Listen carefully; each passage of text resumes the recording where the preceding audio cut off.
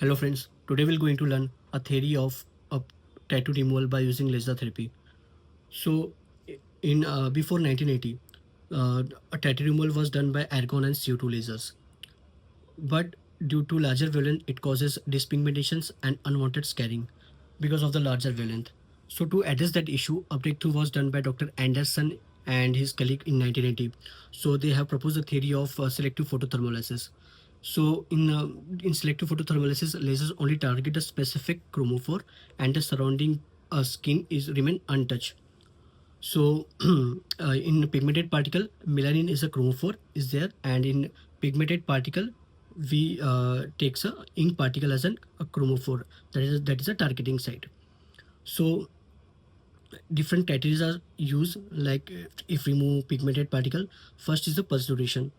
It always recommend that the pulse duration should be in very small or equal to the pigment thermal relaxation time.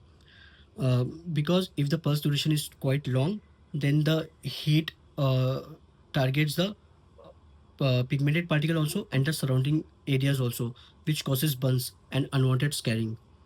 And if the thermal relaxation time of the melanosomes is 250 to 1000 nanoseconds, and the size of the melanosomes that store melanin is only zero point 0.5 micrometer, that is tiny, very small. So if the pulse duration is quite long, it causes unwanted scarring. To avoid that, we always recommend that the pulse duration should be in a nanoseconds form.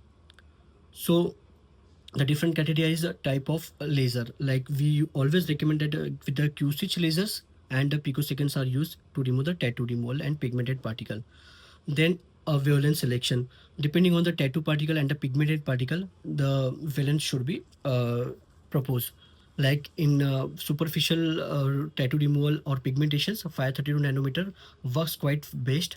And in deeper valence, that is 1064 nanometers works very best, and it's always safe for Indian skin patients also, that is for the darker skin type, 1064 nanometer wavelength.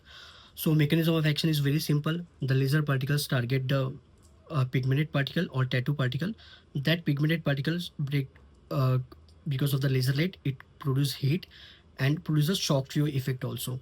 And that due to this breakdown of pigmented particle into the tiny particles, and that tiny particle, fragmented particles, is carried away by the uh, body immune system mechanism.